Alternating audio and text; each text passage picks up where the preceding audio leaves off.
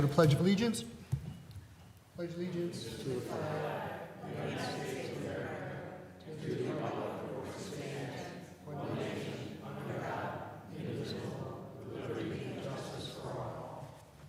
Please remain standing for a moment of silent reflection for our servicemen and women throughout the world and for those who have passed away in our community, especially Mary Ann St. Clair.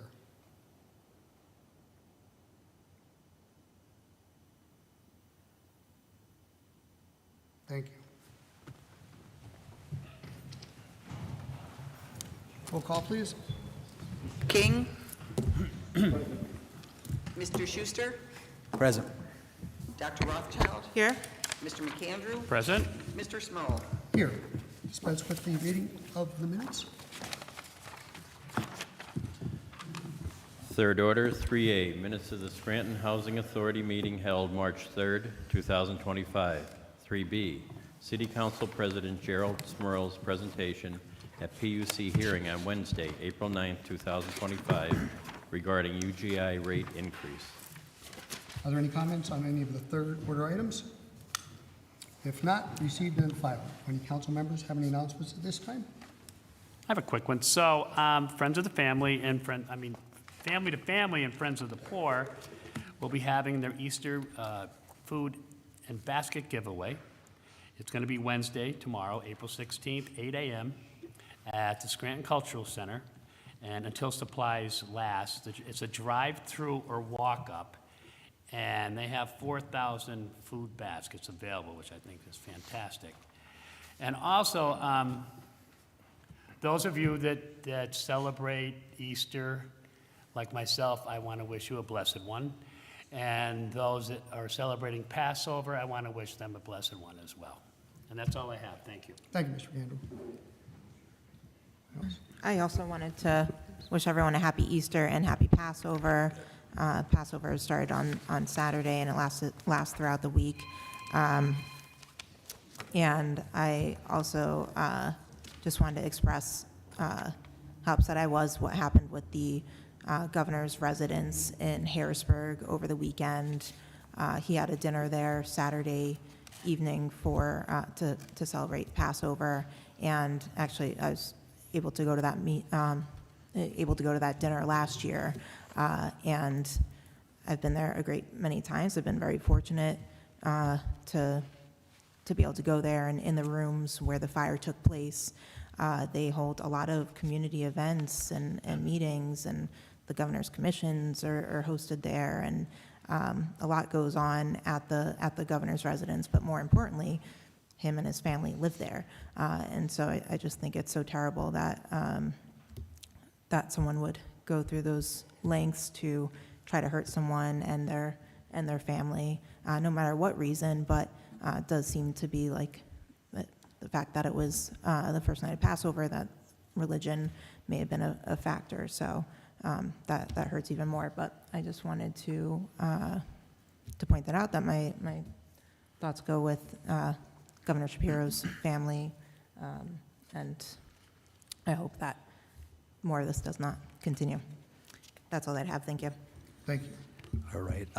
I'd also like to wish happy Passover and happy Easter to everyone out there. And with that being said, just be advised that City Hall will be closed Friday, April 18th for observance of Good Friday. Please be advised that the Department of Public Works is going to be working Good Friday. However, they will not be working Easter Monday on the 21st. That's all. Thank you. And I also wish everyone a happy Easter and a wonderful Passover. Fourth order, citizen participation. First, Joan Hodowanis.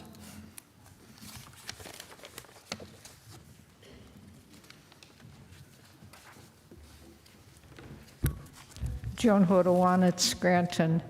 Well, you all forgot the most important day of the year. Happy Tax Day. Everybody got their taxes in, right? Speaking of taxes, I read Mayor Cognetti's letter requesting help from our senators and legislators due to the termination of FEMA BRIC program. Have we had any kind of movement on that issue, any indication that they might reverse that decision for us? I've heard no reply, no response. Okay, well, I'm sure that the homeowners who paid their taxes year after year after year after year are just celebrating today with champagne. So I do hope, though, that that gets reversed. I read in the paper, as you probably all did, about the Meadowbrook project in Greenridge and the fact that the city's only received 3 of 47 easements, and that many of the residents there believe that having gotten their new assessment, that they weren't offered enough money for the easements. So that's going to stall that project, which is very unfortunate for both sides of the argument. But it raises a question that I think you need to look at. Now, you all recall the sale of the sewer authority, in which there were 600 easements that had to be obtained. Correct me if I'm wrong, but are we still working on getting some of those easements? Good God. You know what the Scranton Sewer Authority is? It's the municipal authority that would not die. But it brings up another thing. You know, legislation this week and prior weeks, you know, for Kaiser Valley and East Mountain, all involving easements. Are we going to see a pattern here now where people are going to dig in because of the new assessments? No, I believe East Mountain is done and ready to go. They got all the easements for East Yes. Mountain? How about Kaiser Valley? Kaiser Valley is just starting. Okay. I think we're only on phase 2. But I think this is a possible red flag.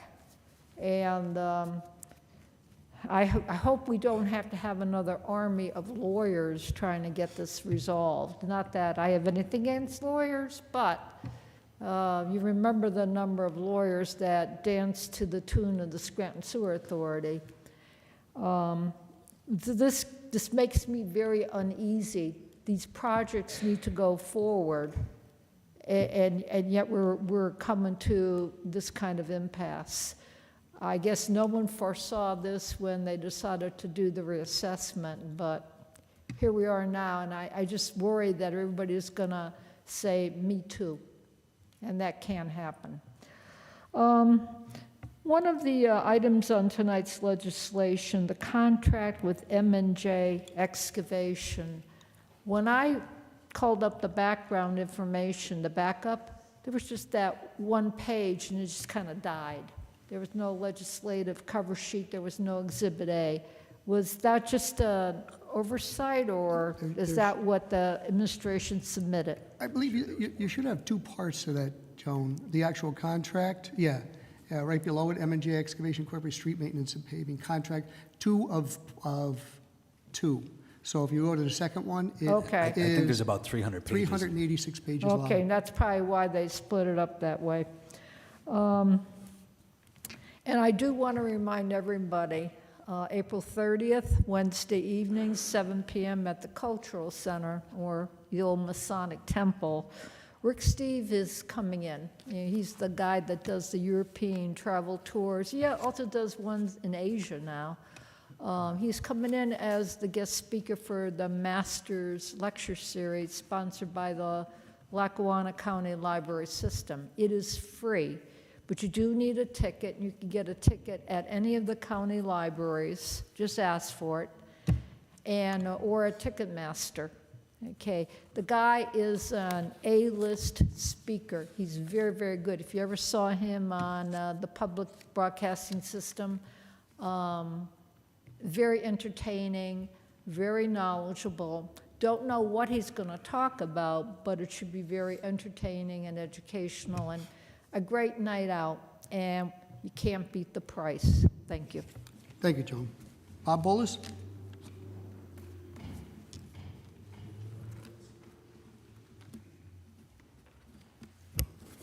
Evening, Council. Bob Wallace, Scranton. What you heard here tonight from the fire department, I think the mayor, council, and everybody has to understand something. You have to learn from them. Learn from the chief, learn from the firemen, the people that stick their necks out on the line every night. For 15 years, I was a volunteer firefighter in troop and drove the engine on the boulevard. and to see what our people are going through, there can be no question to what their needs are. They're the experts, learn from them. Because if one life is saved, all the money we're spending with the mayor and all this other nonsense we're looking at, you can't put it in value. So please, pay attention. They're teaching you a lesson. Learn from them. I held a news conference on Monday at 11 o'clock over on 400 Spruce Street. Press was all notified, and none of them gave a damn about showing up, what it was about. And I'll explain that in a minute. They questioned my appeal that was filed to put me on the ballot as a mayor candidate. We talked to Commonwealth Court today. They said, we received your appeal. It was filed on time, but we don't know where the hell it is. They have the receipt from FedEx, or not FedEx, but UPS, 8:30 in the morning on the day it was due. So now they're going nuts looking for it. So we're asking for an injunction to stop printing the ballot till they figure out what they're doing. Since they know everything out there, they can learn on how to pay attention when people file stuff. You know, I look around here and I saw what the swimming pools and all this nonsense. The mayor's hometown in Portland, Oregon, which I spent a great deal of time in when I was a Freightliner truck dealer. I was on the council. I was out there a lot. They have 7 adult swimming pools, and they have 18 splash parks. How many adult pools do we have here in the city of Scranton? For us, the adults, the older people, to go swim and do some laps. And how many swim, stupid little run-around pools that were standing here so you could run under the sprinkler? How many do we have? Splash pads? I believe we only have 1 active right now, but there's 2 more. Exactly. Yet the mayor could have 7 in her hometown. And if you've ever been to Portland, it's a beautiful area. And that's the problem we got here.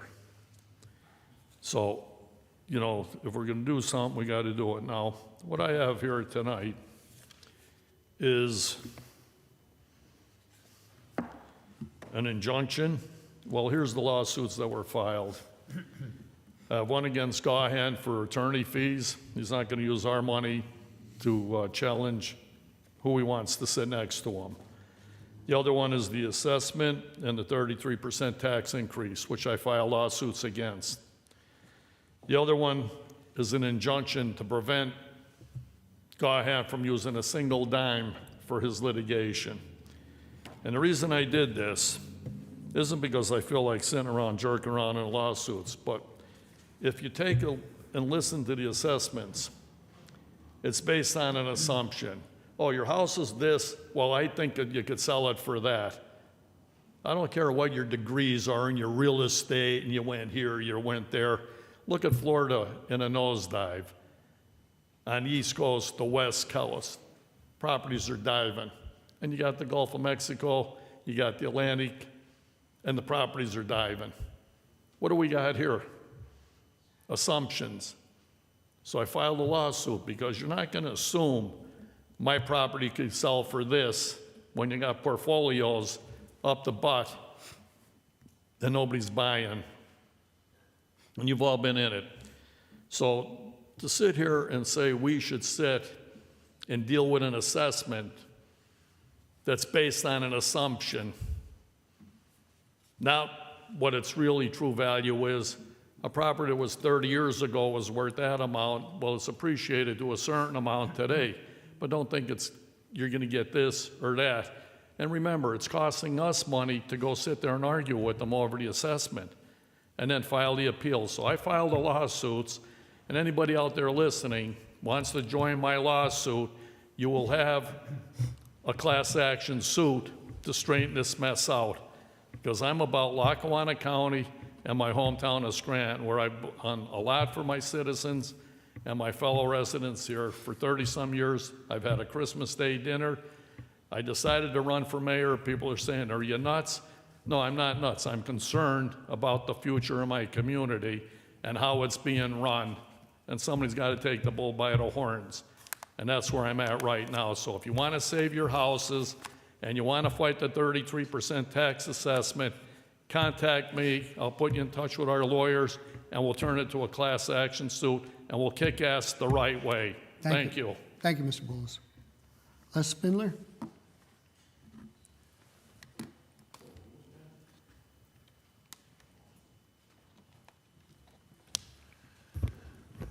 Good evening, Council. Les Spindler, city resident, homeowner. My thoughts also go out to Governor Shapiro and his family and all the other people that were in that house at the time. Thank God, everybody came out okay. The residents can be repaired. Okay. Last week I talked about the paved cut on Dorothy Street. They fixed it, but they didn't seal it. Well, they did seal it 2 days later, but they didn't finish it.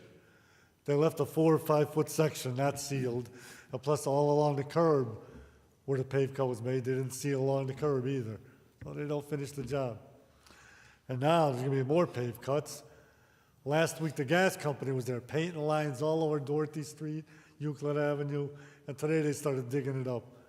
So I hope they do the right job when they're done.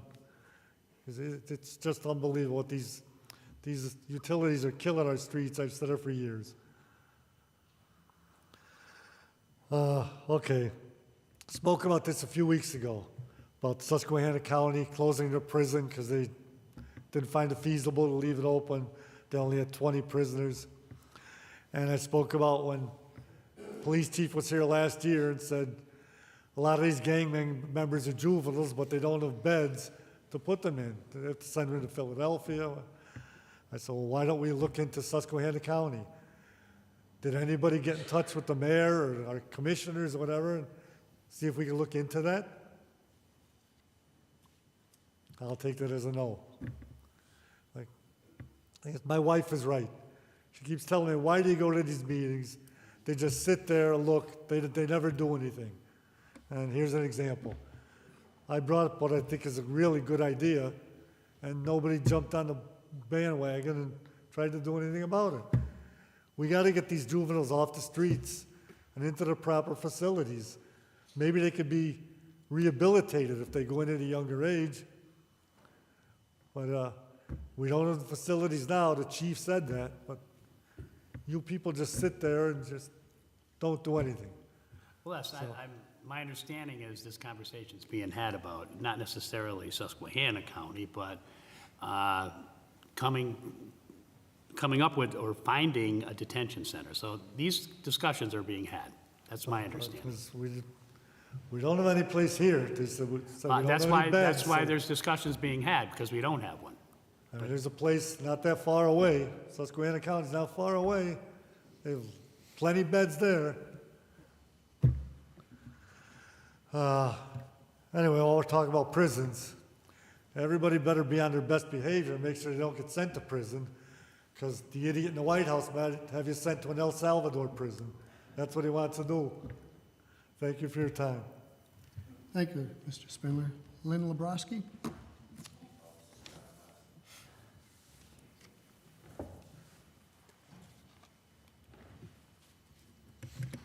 Good evening, Council. Lynn Lebrowski, business owner, homeowner. I'd also like to wish everybody happy Passover, happy Easter. I like to call it Resurrection Day, but whatever anybody celebrates. So, on a good note, I think we're getting a little closer to the fishing derby, getting the showmobile. They said they should have an answer by the end of the week. I heard some of you guys reached out, so I appreciate that. I guess it's still contingent on if anyone else is using it. I don't know how we wouldn't know that, but maybe by the end of the week we will. I have an answer. I'll report out in 50 words. Okay, I appreciate that, thank you. And then I just kind of have to pick little things because I hear from a lot of people in the community. There is a woman, her name is Ruth, and I don't want to give out the address because I don't know if that would be a good idea, but I could give it to you at the end. She has a handicap sign that fell down about a year ago, and she's been reaching out to the city, and she just wants it put back up. A lot of people are parking in her spot, and she she's not very mobile, so it would be very helpful if we could get that sign back up for her.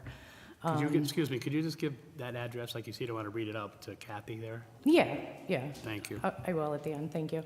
And then also, and I know this person in the community, a taxpayer, did reach out to one of the council members at an event over the weekend, but just to kind of put a reminder out there, there's some properties on Cedar Ave, 17, 29, 25, and 23. I guess a monopoly, that would make a hotel, but those properties are all in very deplorable condition. I don't believe they're being resided in or anything like that. The 1729 sits on the corner of Cedar and Jeanette, and literally, like, there is no back to the building. Like, there's, Code enforcement was there today. I haven't seen a Okay. report on all of them, though, but they yeah, were there. those are pretty sad properties, so since we're getting things done, I just wanted to mention that. But, and then, I just want to talk about the uptick of crime in the community, and that's actually an understatement. I heard today, and I don't know if my sources are accurate, that there was a shooting on 10th Ave, and that it was gang-related, and it involved females, so that was pretty disheartening. I know there was another incident after midnight last night where somebody attacked their girlfriend, mom, and a police officer. And of course, everybody probably heard about the shooting at Walmart. So I don't know if it's drugs, but I believe drugs are the main problem in the city. I don't know if we're getting a handle on that, but it's leading to a lot of crime, homelessness. I mean, just on the way over here, I had to watch a guy urinating on the side of the old train station, and it's pretty disgusting. But then, moving on to the elephant in the room, literally, politics. So last week, it was a little disappointing to me to hear one of the council members sit up there and talk about national politics and talk about people that get up here at the podium and oppose the Biden signs or President Biden, former President Biden, and those were the ways that those things were addressed. But then when we talked about the current president, President Trump, he is our president, whether you like him or you don't, the council member referred to that person as the present individual that sits in the White House. That's completely disrespectful, in my opinion.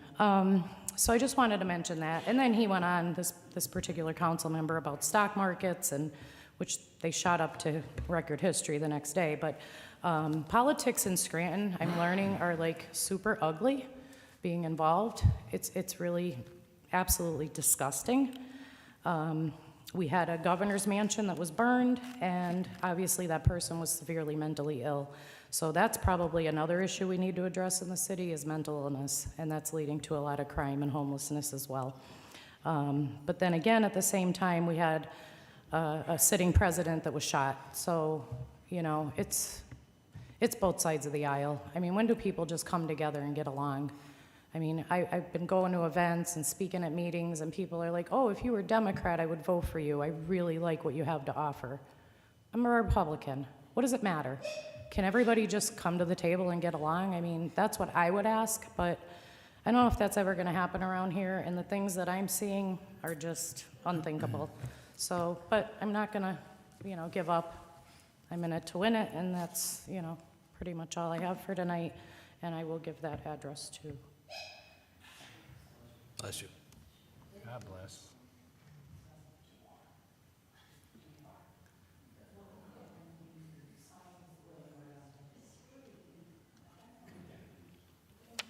Thank you, Mr. Lebrowski.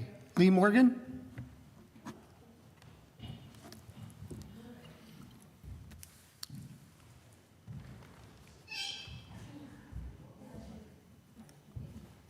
Good evening, Council. Lee Morgan. I just thought that I'd bring it to the attention of the residents of the city of Scranton that I've received a scheduling notice for federal court in regards to ECTV, and going to do a case management with their attorney.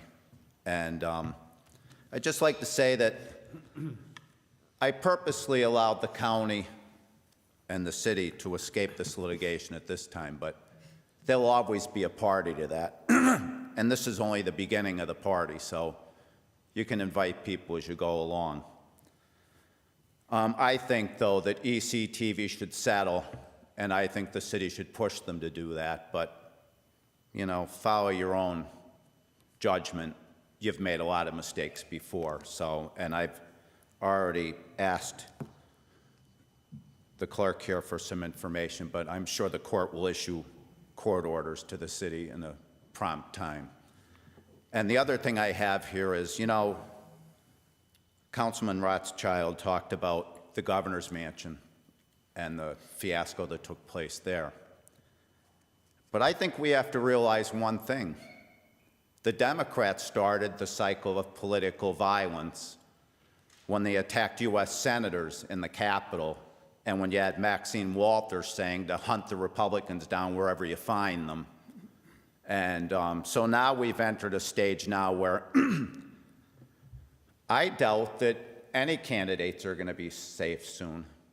Because, you know, not to sound crazy here, somebody gets this new tax assessment in their mailbox and they feel powerless. How are they going to act about that? I mean, and a host of other issues. So we've opened public officials up to attacks from a host of people that we don't even know who they are, because the amount of mentally ill people running around taking commands from voices in their head, no matter who planted them there or whether there's any logic to them.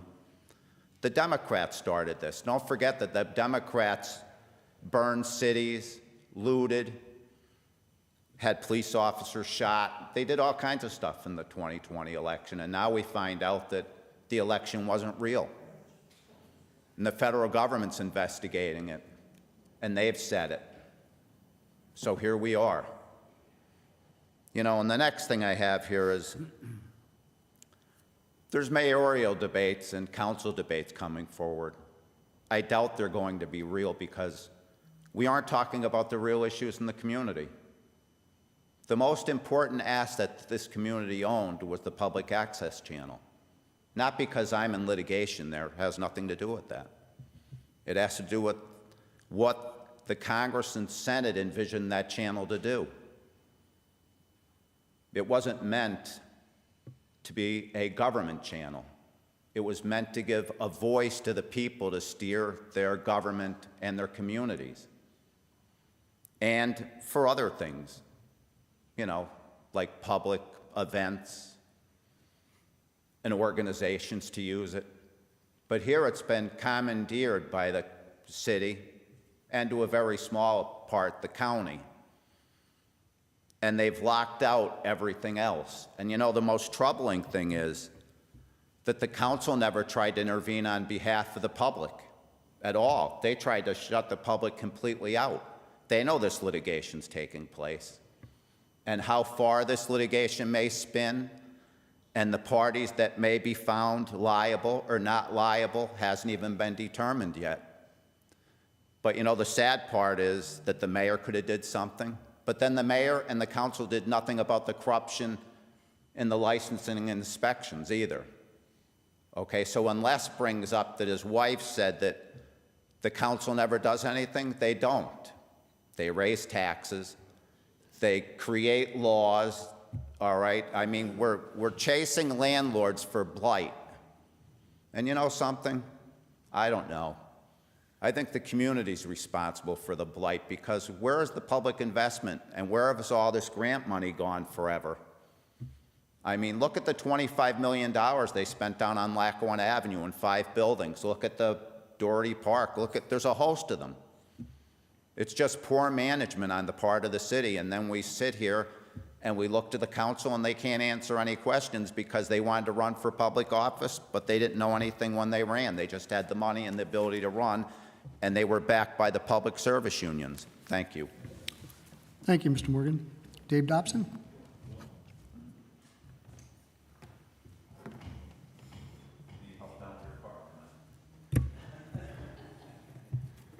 Hello, Council. Dave Dobson, resident, taxes paid. You know, when I mentioned about trying to get a citizens' council on tax exempts, I would hope that institutions would also participate in this, that we could get some compensation from the state. And I have to stop down to the school council and see what they think about it, or somebody. We have a man here tonight that maybe we'll talk after. And by the way, the water company, once again, is going to raise our rates. It's a small amount, by 1.3% is what I would estimate, to subsidize some cul-de-sac sewer authority or some development. And they bought it up, or they're buying it up, and they're going to raise our rates so we get to pay their bill. We were banned from doing that. And once again, on these potholes, we really need to redirect our licensing and inspections and get somebody out to every dig, because they're marking up. The Crown Avenue is just paved, and they're marking all over the place. You know, they're marking more than my hound dog on a long walk. And I know it's going to be a washboard in a couple of months or whatever, and it's really a shame. And something was mentioned about somebody going to jail out of a hospital.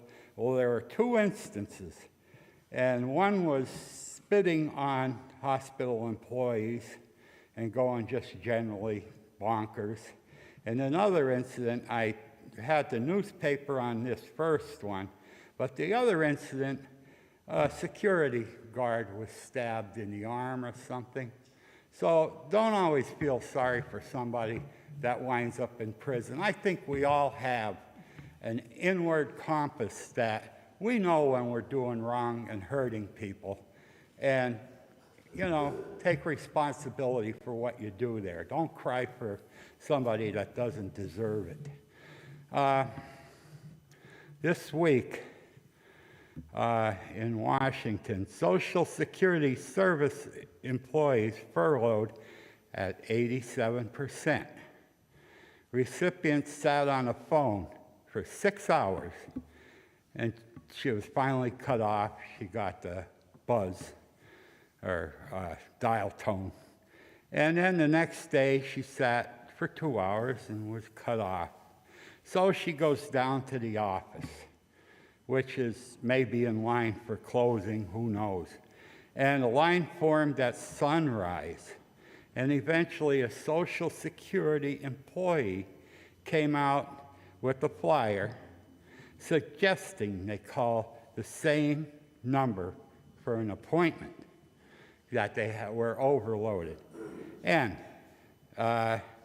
Trump's target moving employees to the dead file, which if you wind up on it and you're still alive, it could be months before you restore it, and they could go into your bank accounts and all kinds of things and back deduct money, and I mean it's like civil death.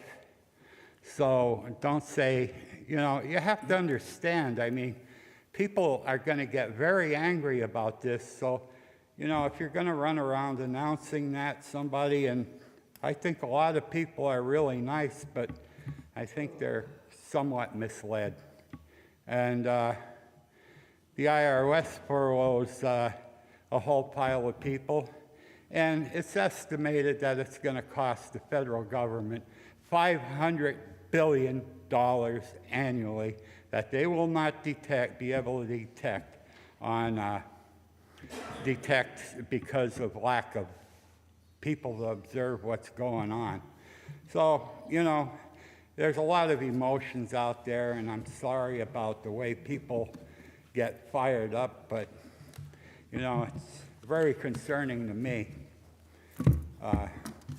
You know, that's the way it is. Thank you, and have a good night. Thank you, Mr. Dobson. That is all for our sign-in sheet. Anyone else wish to address council?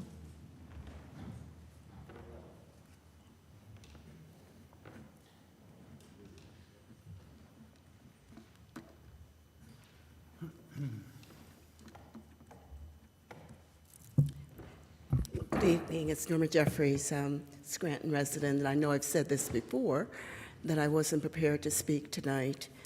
But, you know, as you sit there and you hear things, and it becomes very disturbing when they make blanket statements about politics.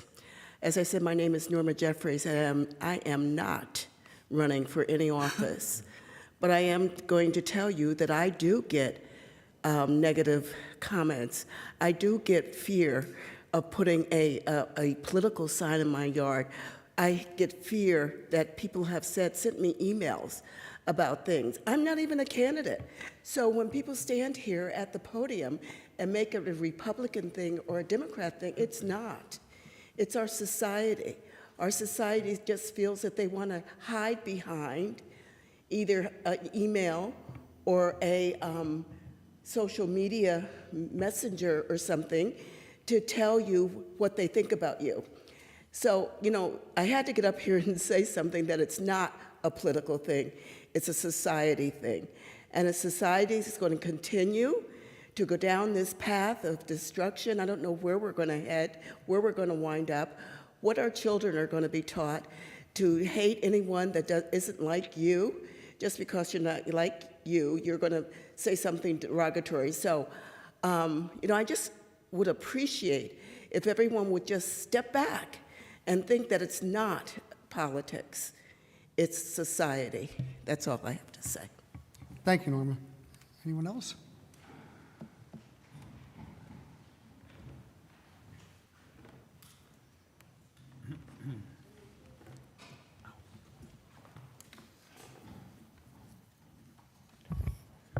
Tom Coyne, Manuka. Good evening, Council. Do you plan on holding the City Council next week on another day, as it's in direct conflict with the university hosting the back-to-back debates between the Democratic and Republican mayoral candidates, beginning at 6 p.m. Tuesday, April 22nd? Unfortunately, I know that the news will report on it occurring after the fact or announce it, as they usually do, afternoon of that day, when no one has the time to adjust their last-minute schedules to attend, except if they're viewing the council session and they decide to be proactive rather than being called out. If it's possible to change council's date to allow the public to attend both the mayoral debate and city council, that would be appreciated. Speaking of elections, in 2023, when Darwin Shaw was running for council, he got into a little hot water and pled to 2 misdemeanor counts. One was unsworn falsification because they filed that they viewed the signatures and all were true and correct. Though we have different levels, as they were also forged names, not just falsely presented under oath that the signatures were witnessed by them, at least 1 point matches. President Smurl, we know you withdrew when you became aware of unsupervised signatures being presented under oath and witnessed. But did you bring falsification and the persons to the attention of both the election board and the district attorney and ask for a review for possible charges of those unsworn falsifications? You said you would not accept it to the press, but your withdrawal does not undo the false statements that were made under oath. I'm not asking who, I'm not asking if they were charged. That's up to the DA's office. Just if you did the ethical duty to inform both the election board and the district attorney of the specifics, as that's all that would be required by you. Moving on, the county sent off pallets of older computers to the national nonprofit PCs for People, who sells them to the poor. And that's all and good, but it brings a few questions. First, the nonprofit is from St. Paul, Minnesota, and only has one PA branch in Philadelphia. It's a shame that we could not reach out and have at least some of them refurbished at the library, or have some of them used to train people or teach them right here in our community how to repair and identify parts on a computer. Second, what disturbed me was a statement that the organization handles appropriate data removal. The photos with the equipment had the county IT technician, Felicia St. Clair, County Deputy IT Director, Kim Kelly, and IT technician, Robert Sweeney. No government PC that has a potential private information should be handed out to a third party in the hopes that they do a proper data removal. The proper security is not just to format the hard drive, but to run data shredding on it, launched from a USB or a CD, and overwrite all the data on the hard drive. I can only hope that they did a proper process to protect people's information prior to releasing the machines. And as the county news is a segue to the machine downstairs, one of the simple solutions presented was simple silicon and USB ports, but the IT department says they're secure. I can't verify that because I'm not authorized to do so, but what I can say is a computer is Windows and it has a mouse and a keyboard. You can put a Windows PC in terminal mode, but I don't believe that is. And you can turn off the USB data ports in the registry. But Windows is still vulnerable as anything plugged into a USB port has to be identified by the PC to know what it is. Has to load the proper drivers, whether it's a mouse or a keyboard, to allow it to function. Windows uses plug and play for that. And when plug and play accesses a flash drive because it has no idea if that flash drive is a mouse, if it's a keyboard, or if it's a flash drive, it accesses it, and at that point the system's vulnerable to viruses. Don't take my word for it. You have another IT person here. Ask them about physical security. Ask them about Flipper Zero and ducks that are used for this type of stuff. Rubber duckies. Network security is not just software. It's physically knowing you will get attacked, preventing as many avenues as possible, testing the ability to recover from potential data loss on a regular basis. IT security is preventative. Secure, protect, and recover, and not leaving the server room next to the elevator downstairs unlocked, open, and unattended while City Hall is open. Thank you. Thank you, Mr. Coyne.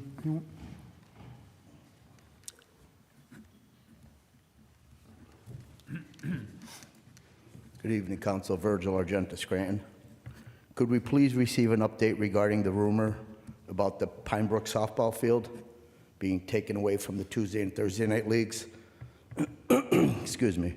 It has been mentioned that the field will be repurposed by another organization. Can you kindly provide us with an update on the status of the Pine Brook softball field and if it was taken and given to another organization? Thank you. I saw 5C. I thought it was pretty vague. I didn't know there was 300 pages. Is M&J Paving a local company? You know what, I did read Do we where know how they're long it's from. They're been in not business, local. or They're do we- close, but is they're there not local. Is there I know it's 300 pages, but it says street maintenance. What would that consist of? Potholes? I'm just curious. I didn't understand. I'll look at it. I didn't know that the file was that big.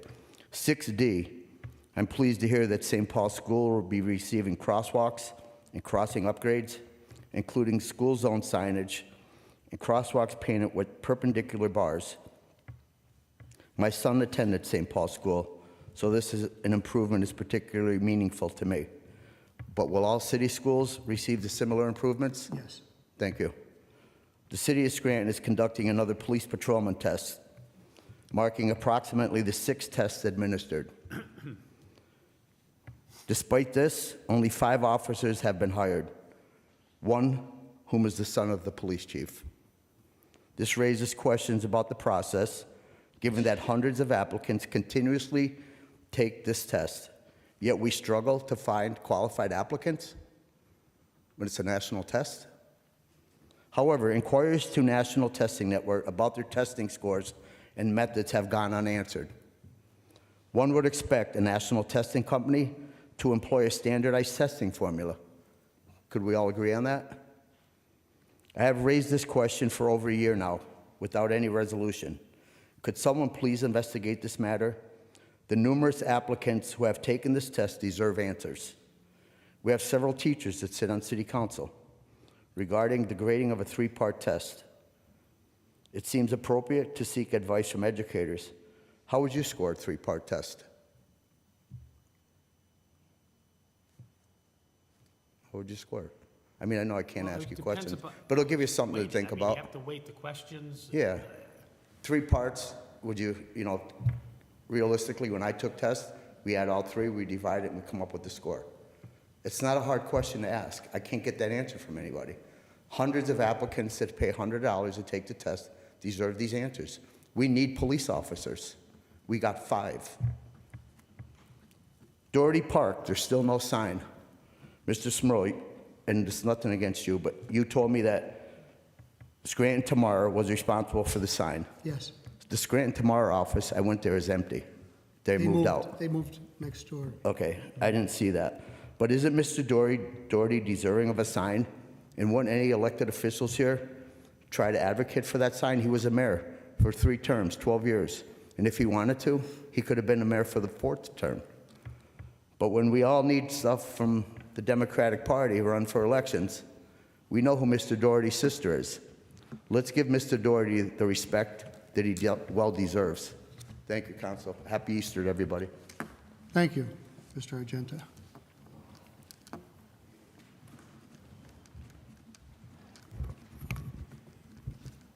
Good evening, Council. Mike Mancini, Scranton.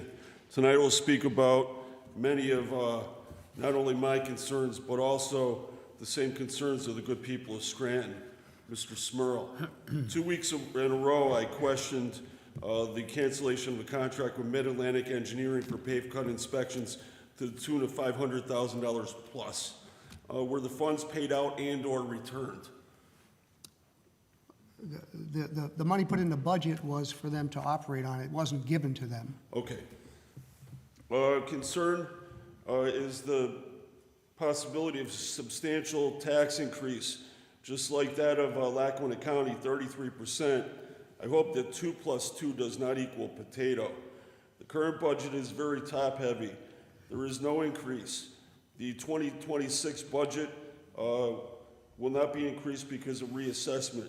There's a real concern by this current administration. We have lost 4 deep-end pools, Naog, Weston Field, Capouse Avenue, and the Novembrino Complex. There's some ways to generate funds to prevent tax increases and the ability to do more. Hotel tax. Lackawanna County gets their portion while we leave ours on the table. This option would generate about $2.5 million annually. Identify each parcel in the city's possession, clean up and market that property for sale to the highest and best option for each property. Any condemned property scheduled for demolition would become the responsibility of DPW. Rental dumpsters for demolition and construction require a $25 fee per week. The fine for the dumpster will be the company and the individual's responsibility, $250 each for non-compliance. They do this in other cities. Code enforcement will know where each is located, ensure that the property isn't being worked on without a permit. We'll advise on things instead of looking for needles in haystacks. Use the reassessment to our advantage. Thousands of properties since 1968 have had additions, outbuildings like garages or new construction, not added to the tax rolls. We will add them. We will help the city, county, and school district. I recommend that other municipalities look at their permits for the date and get adjustments from the county assessor's office. They will have the current information and use a formula to determine the new amount. No one likes to cheat. Each property owner is compelled to notify the county assessors of any changes. Any and all fines owed to the city by a property owner should be added to their tax bill. Fees and fines can be added. We'll have them added to the tax bills.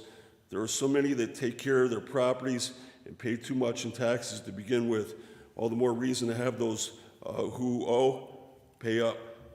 Gambling machines through many establishments in our city pay a permit of $100 per machine per year. These machines pay out thousands of dollars per week. We'll increase the fee to $500 per year per machine. Find the leachate lines. Request backdated host fees. There was no public input, zoning or planning commission approval. Who knew about those lines? How many people ended up with cancer because of unregulated leachate? The good people of Scranton not only deserve answers, but they also want to know they are respectably owed for hosting something they never knew about. Mr. Smurl, would you please ask the DEP and the EPA to come out and test that line? Increase the pave cuts from $100 a day to $1,000 a day for each not to holding up to our standards and ordinances. Increase the littering fines substantially. I will pick up the phone, utilize my 16 years of experience in debt collections to recover the substantial balances. Arrogance at the polls caused 33% increase to the county. Arrogance caused $40 million in unleft pensions. Arrogance caused a very questionable sale of sewer authority. Arrogance elected someone that we don't know, but we know now. We cannot afford another minute of arrogance when it comes to who makes decisions in 2026. Moving forward, it's time that we flip the script and give the city back to the people of Scranton. Everybody loves an underdog. Together we'll make our light shine bright and give the good future to our families for years to come. I see people, not parties. This is the most critical election in my lifetime. I cannot sit back and watch another administration want to lead by example, but just to walk in a different direction. I have the highest climb and the readiest on day one. The city never stops, neither will I. I believe our city deserves so much more. Change is coming. Good Thank evening, you. council. Happy holiday to everybody. Anyone else?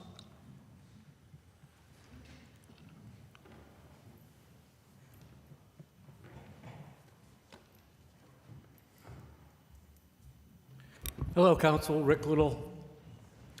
When you're lost in the rain in Juarez, and it's Easter time too. Happy Easter, everybody. People are talking about politics and Democrats and Republicans, but I don't think there should be Democrats and Republicans in the judicial branch. And it seems to me the judicial branch has just been running everything here for the past, definitely for the past 30 years, probably a lot more than that. It's getting more and more serious where they're fighting. I'd like to invite everybody to do some court watching. I've done a lot of court watching. It's very difficult around here because they look at you very suspiciously. The sheriffs who are entrusted to protect the judges, but what they don't seem to know, they're also their main job is to protect the U.S. Constitution. And that's the real reason I'm going to watch courts. I go to watch the guy that stole the Babe Ruth rings or something, and I'm looking at the courtroom, and it's like 10 lawyers. It's a big business, you know. Even paralegals in this state. It's the best living around. And I watch all the people walking out of Lackawanna College, future law enforcement things. And, that seems to be the business. But looking back on it, I remember like Scranton Button Company, it becomes Capitol Records. Right here in this town on South Side, that's where me working on my paper route, bought my Beach Boy records. And it was the first Beatles records, flown right out of the airport here to Chicago, of which my hometown was a suburb of, And it was an all-American town. This was an all-American town. But we've lost the all-American because we've lost the whole constitutional thing going on. I've been commanded by God to become the next mayor of Scranton. And I've been going over it, and it's like, why? Why? I read the charter, and they say, well, we increased the powers of the mayor in 2002. I don't see it, because I originally came to this body here to speak because I had no other place to go. I had a contract, a lease contract, an approved HUD lease contract, and they burglarized my storage space. They took all my personal stuff and put it in another room. It was horrible how they did it. They put this 100-pound box on the top, and I didn't know what to do. You know, I called the police, and the police say, "Oh, see the manager." And I go, "What's that?" You know, and I've talked to a lot of police. You know, and any other sort of housing thing. You know, you wouldn't. The police wouldn't tell you to talk to the manager, but there's something going on between Scranton Housing Authority and the whole law enforcement police thing.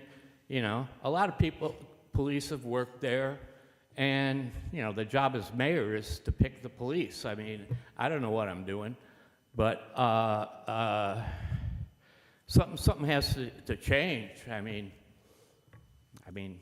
they let Chelsea Strube go from WNEP. There's no information around here, and like I said, it's all AP in the newspaper and WNEP.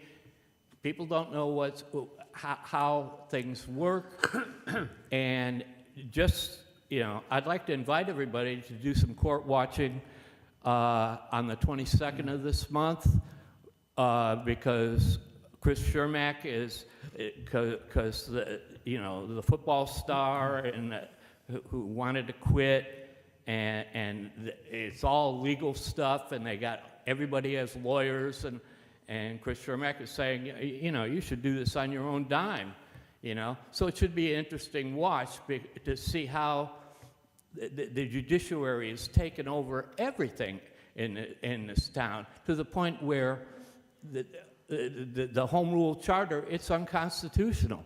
I mean, it's ridiculous. I mean, I could get into the Articles of Confederation and Pennsylvania, you know, where the capital of the Articles of Confederation was Philadelphia, and then the British were coming, and then it's Lancaster, and then British are coming, and then it's York, Pennsylvania. This is a very historical state. People have to learn what's going on. Have a great Easter, and vote for me for mayor. Thank you, Mr. Little.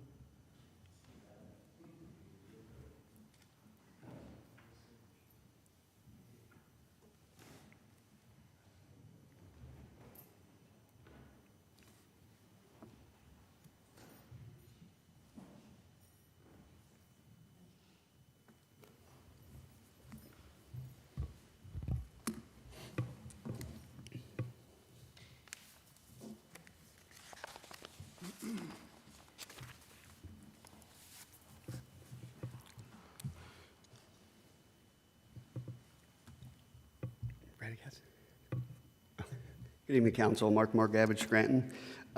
So what you have in front of you was what I was speaking about the last time I spoke 2 weeks ago. I did note the important part of number 7 there. So I'll ask my question again because I don't know if it was clear. I wanted to know, was there a fine, a penalty, excuse me, any type of basically disciplinary action in number 7 as a result of that investigation into licensing and inspection? And if the answer is no, I would like to know what it would take and who would actually impose a fine. Mr. Margavich, this is a right to know, Yes, and you sent it to the city of Scranton. And did you get an answer? that was the response. Oh, this was the response? Yeah, so if you look on the next page, because that answer was given, I was excluded from getting that that request. What I was asking for was the final determination to the results of the investigation. I know without this, if I asked that question, I would probably be told you can't comment on there, and I would understand that. But being that I have a comment on there, what I'm asking is that comment valid? I didn't make the comment, so I can't say it's a valid. There is one more extra there, too. Oh, yes.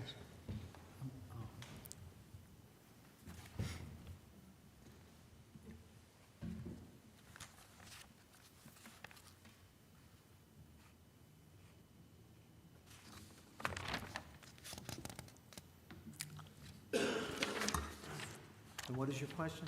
My question is that accurate, that affidavit? that no fine or punishment. Well, I think you'd have to ask the person that signed the affidavit. Well, did everyone here review the final determination? Did you actually see it, or did you just speak about it in an executive session? Mr. Smurl, I'm going to tell you, because it is a disciplinary matter, you should not be talking about it. He's received his answer. That was attested under oath, and that's the individual that should be spoken to if there's further questions. Well, I respectfully disagree. I'm asking if this is indeed accurate. I stand by my opinion. I stand by mine. And that's fine. I'm the lawyer here. I'll wait the 2 minutes and 30 seconds then. You asked me this question 3 weeks ago. I don't know. Well, it was like the last time. Was there a fine? I never heard of any fine. I don't even know why it's even written there. Did you ask if there was a fine with the right to know, and that's why you got that answer? No, so the right to know law excluded me getting the information I requested if there was no fine or disciplinary action given, basically. What was it that you requested? Right here, we just have an answer. But what was it that you requested?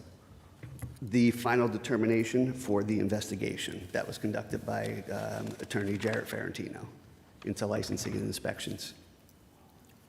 Why do you believe we would have this? We don't, this is information that the administration would have, and they've given you your answer. Yeah, but I believe you saw the report. You want what? I would believe you would see the report.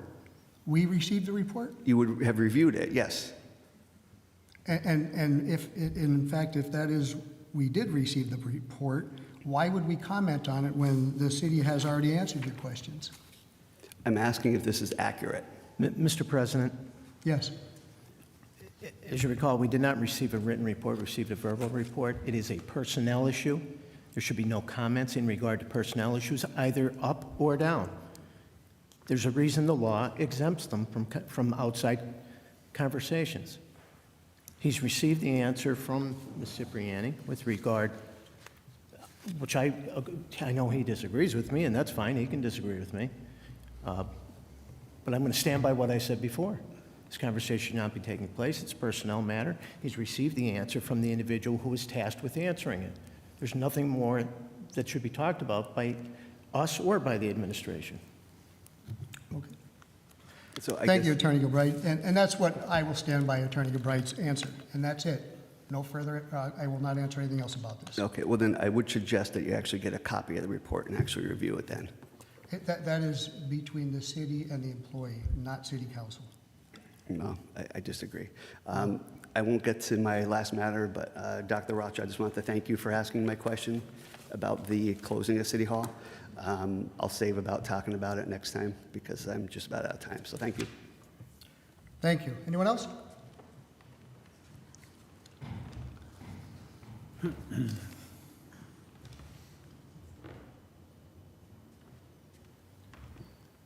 Hello, guys. My name's Gideon Diaz. Firstly, I'm just here to offer a young man's perspective. That's all I'm here to do. And I'm also... Sorry? Your name, sir? Oh, Gideon Diaz. I didn't write it on the list. I'm sorry. I showed up late. I got here like 20 minutes ago. D-E-O-N. From the Bible, yeah. So I'm just here to offer a young man's perspective. I'm not going to go too much into detail because I got here super late. So firstly, I want to touch on some of the points that people made. Someone said that everybody has a moral compass, but nowadays that's very questionable, especially with the media, and a lot of us have bad role models. So moral compasses have been very tainted in almost everybody. And without the Bible and without knowing Christ, that's going to be bad. In regards to race and other things like that, there's a race war between Jewish people, black people, Hispanics, and poor whites, and it's a whole storm. Whenever I hop on the media, they're all fighting with each other.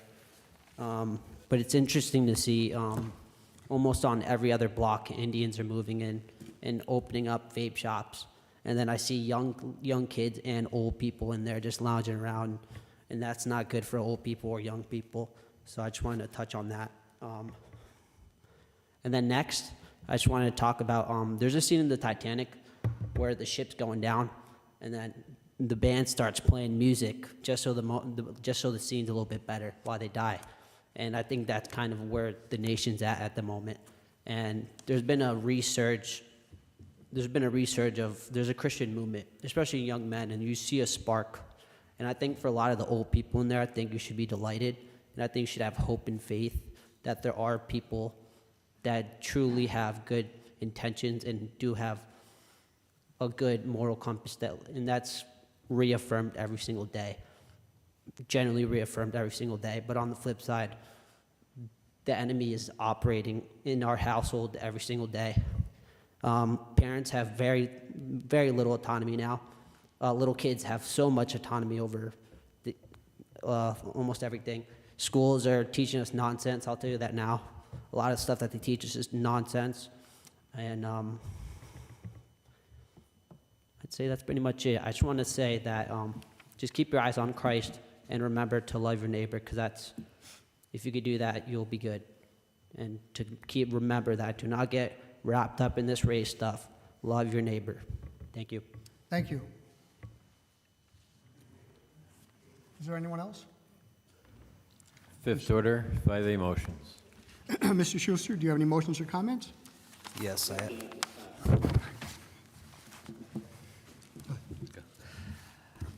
all right. It was spoken about in fourth order about Meadowbrook and Kaiser Valley. So with both of those projects, I've attempted to facilitate meetings between the administration and the residents in those areas. In Meadowbrook, there was a meeting that occurred. They're waiting for those updates to happen. The administration is also supposed to get out to contact residents in Kaiser Valley. So one thing I'm going to say is I think it would benefit the city for the administration, the engineers, to meet with those neighbors in Kaiser Valley and to follow up with the neighbors in Meadowbrook, because I think it will go a long way when it comes to securing those the pieces of the easements that they need for those properties. In terms of pave cuts, Mr. Voldenberg, can we reach out to the administration and see if we have a list of pave cuts that have occurred from January to current? And can we also get the status on the Dorothy Street, as that one came into council in real time? I'm just using that as an example of how the pave cut process is going to work. And as we've started that new pave cut process this January, I'd like to receive that list so we could follow it as it occurs in real time. I will, sir. Thank you. I did reach out to Mr. Ritter at the Park Place River Association. They've had the fishing derby there for 19 years. We did receive an answer today. Mr. McAndrew had asked about the showmobile and if it was available. He did receive an answer. I'm sorry, I'm going to release your answer, but they let us know that the Office 5K has already leased the showmobile or rented the showmobile for that day. I did let Mr. Ritter know that. But with such an event like this, you would think that the showmobile had been rented out for quite some time for, an event such as the Office 5K, and that could have been told to the Mr. Ritter at the Derby, and we wouldn't have had to gone through the process that we've gone through at this time. But it could have been an easy answer, and it could have solved it from the start. I did receive back some answers to questions. I asked about the entranceway to West Scranton at Euclid Avenue and North Main Avenue. It's a project that grant money was used through the SRA, and what we got back was that North Main Avenue project is waiting on permitting from PennDOT before it starts, and once that's approved through PennDOT, it will begin. One of the questions was asked whether the city administration had met with Penn Ambulance. Chief Judge was in here tonight. He stated that they had met twice, once with Dr. Bernetti and once with one of the other principals at Penn Ambulance. Have we had any correspondence with Penn Ambulance ourselves, Mr. Voldenberg? No, we haven't, not since the caucus. Okay, I'm wondering if it might be a good idea to reach out to them and let them know that. I can do that tomorrow. Thank you. I asked last week about DPW contract bargaining and if they've met. The administration let me know that multiple sessions have occurred. As I say, this is coming from the administration, that they held a date in November of '24 and March of 2025, and we're currently waiting on additional sessions to work on future dates. They did state that 3 dates were offered in April, but those dates were not available for the union at this point in time. So if we could just follow up on that again, if they've scheduled any dates in the future. I will. Thank you. When it comes to Rubicon, I asked about, the Rubicon contract ended in December 31st of 2024, and we didn't get legislation until March, so there was questions regarding that 3-month period. So I had asked about the unpaid Rubicon invoice for January through March, inquired about the billing, if it was for work done in the interim from January to March, or if it was a holdover invoice from December 2024 for prior services. The answer that was received was there was no invoice for the work from January to March of 2025, and there were no holdover invoices. No additional work was authorized. The city was never out of contract with Rubicon, was the answer that came back. The agreement was extended for software licensing and service on March 11, 2025, and assigned to Rubicon as routeware. That's all for tonight, Mr. Smurl. Thank you, Mr. Schuster. Dr. Rothchild, do you have any motions or comments? Yes, I do. First, I just wanted to provide a response I had received from a question I had, 2 weeks ago, but was now answered for handicap access to the pools, especially the pools that are zero entry, and whether or not they would have a lift. So I was told there wouldn't be a lift, but that there was zero entry. But the other part of the question was whether or not there would be possibly some other way of them getting in, like through aqua wheelchairs. And so the response I received was that the Parks Department is looking into the purchase of aqua wheelchairs, and the goal is to have at least one per zero entry pool. So I'm satisfied with that response. And so we'll keep an eye on that to determine if that's what comes into fruition, but do want to make sure that we have the accessibility there. And the only other thing I wanted to mention, because I don't know that I really touched on it last week, I just really wanted to express my disappointment with the cancellation of the brick grant that we had found out about last week. And I think it's really disappointing, not just to the city, but then to the residents, the people who had those properties that we're going to be utilizing that money for from the floods that they had. And I'm sure we'll have to figure out another solution. But this is going to hold up something that was supposed to already be occurring. So I'm just very disappointed in that. That's all that I have tonight. Thank you. Thank you, Dr. Rothschild. Mr. McAndrew, do you have any motions or comments? I have a couple of comments. I'm going to report out the questions that I posed the past 2 weeks. The first one being, 2 weeks ago, I asked for an update on what the depths of the pools, the existing pools that are being redone, or the new pools that are on the list to be built, installed, whatever you want to call them. And I got that information, but it left out the lap pool, the depth of the lap pool. So I, asked again. So what I did receive an answer is the proposed lap pool is 8 feet at the starting blocks, entry point, and then graduating to 4 foot. The pool will have an ADA ramp access to the shallower end. So I'm glad, we're going to have a pool that's going to be 8 feet up at Naog because, we've heard different depths, 3 feet, 4 feet. So I'm glad to hear that. And then the showmobile rental request. So Mrs. Lembrowski came last week and brought up this issue about the showmobile. And so I asked a question. My question was after this, is the showmobile rental request waived for any nonprofit or youth groups? Mr. McAndrew references the 18th annual fishing derby sponsored by the Park Place River Association for children 3 to 16 years old and scheduled for May 3rd at the Lackawanna River in the city, and asked if the rental fee and delivery charge may be waived. So the answer I got is what Mr. Schuster reported out. All it says is the snowmobile is already rented May 3rd for the Office 5K. So, okay, first comes, first served. That might have happened. I get it. But I still, as usual, I'll ask 3 questions and get 1 answer. So my question remains. Because, okay, maybe upon our words, we missed the boat this year.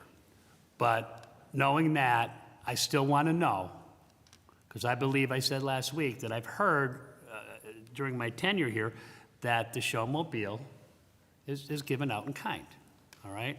So my question remains, Mr. Voldenberg, if you please resubmit it, asking that, does the showmobile during any time during the year or the past, I want to go past 6 years, has been waived for nonprofit or youth groups? I'll ask that question. All right, again. because I asked it, I think Mrs. Lambrowski was asked the same. So let's get that answer instead of just, it's booked. Also, so, let's see here. So every week, and every week, every year, every meeting of every week of every year, someone brings up pave cuts. So, and issues with them, whether they're sealed, whether they're not, whether they're tarred, whether curb to curb. So tonight we had a good dialogue with the fire chief and assistant deputy chief, because we had questions that we didn't get answered, right? So they waited and came to a caucus, which I'm grateful, all right? So we hired this new firm that's going to take care of the pave cuts, hundreds of thousands of dollars, right? So I believe, and I would like to have them come in for a caucus.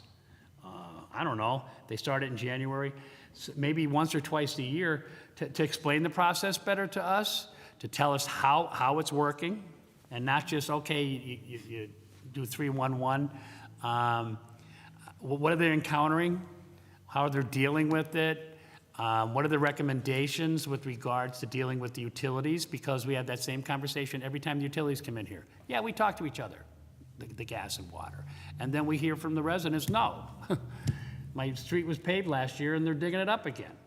So since we're paying this expertise and a lot of money to this new pave company, would you please ask administration if they would ask them and see if they would come in for a caucus?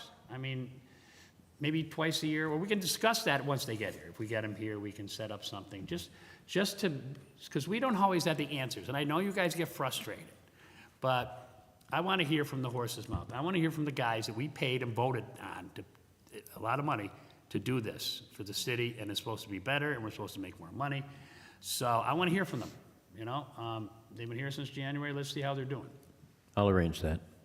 All right, thank you very much. And that is all I have. Thank you. Thank you, Mr. McAndrew. I just have two items. One, I attended the PUC hearing on the UGI rate increase last Wednesday, April 9th. It was held at Wilkes-Barre City Hall, and I believe there were about 15 speakers there. But I want to thank Mayor Brown for hosting it and for him requesting at least the PUC had a meeting close to us. And one other thing I just want to say about Meadowbrook. All of the requests, when someone makes a request to, say, have a wall repaired or move a pipe or do something, that doesn't, the city doesn't control any of that. That all goes back to the State Department of General Services because they're doing the job. We're not doing the work. The only thing the city of Scranton is doing is providing the easements. But every time you have a change, you have a question or something, it goes back to them. And I know we sent questions back maybe 3 or 4 weeks ago, and they are still not answered or back. So hopefully, if there's any more questions, we can get all of them in and get them to them because we are not doing that job. Department of General Services is. That's all, Mr. 5B for introduction, an ordinance updating and amending the city's adoption of the International Property Maintenance Code. At this time, I entertain a motion that item 5E be introduced into its proper committee. So moved. Second. On the question, all those in favor of introduction signify by saying aye. Aye. Aye. Opposed? Ayes have it, and so moved. 5C for introduction, a resolution authorizing the mayor and other appropriate city officials to execute and enter into a contract with M&J Excavation, Inc. to provide street maintenance paving contract 2025. This time, I entertain a motion that item 5C be introduced into its proper committee. So moved. Second. Second. On the question, All those in favor of introduction signify by saying aye. Aye. Aye. Opposed? The ayes have it, so moved. Sixth order, 6A, reading by title, filed to Council Number 67, 2025, an ordinance approving and authorizing the acquisition by easement agreements, deed in lieu of condemnation, or otherwise of the necessary rights, franchises, licenses, easements, or titles of land required for permanent and temporary easements in order to complete the Kaiser Valley Flood Protection Project, Group 3 of easements, and authorizing the filing of a declaration of taking pursuant to Section 302 of the eminent domain code if required. You've heard reading by title of item 6A. What is your pleasure? Mr. Chairman, I move that item 6A pass reading by title. Second. On the question? On the question, Mr. Voldenberg, can we ask the administration if they've scheduled the time to meet with Kaiser Valley residents? I will, sir. Thank you. All those in favor signify by saying aye. Aye. Aye. Opposed? Ayes have it, so moved. 6B, reading by title, filed to Council Number 68, 2025, an ordinance installing an all-way stop at the intersection of Capouse Avenue and New York Street, as well as installation of international-style crosswalks and stop bars on all approaches to the intersection, and installation of ADA-compliant curb ramps at all corners of the intersection. You've heard reading by title of item 6B. What is your pleasure? Mr. Chairman, I move that item 6B pass reading by title. Second. On the question? All those in favor signify by saying aye. Aye. Opposed? The ayes have it, and so moved. 6C, reading by title, filed to Council Number 69, 2025, an ordinance installing a multi-way stop at the intersection of Froude Avenue and Brook Street to improve traffic operations at this intersection. You've heard reading by title of item 6C. What is your pleasure? Mr. Chairman, I move that item 6C pass reading by title. Second. On the question? All those in favor signify by saying aye. Aye. Opposed? Ayes have it, so moved. 6D, reading by title, filed to Council Number 70, 2025, an ordinance authorizing installation of school zone signage for St. Clair St. Paul School main campus, relocation of existing signage, and painting of all crosswalks with perpendicular crosswalk bars.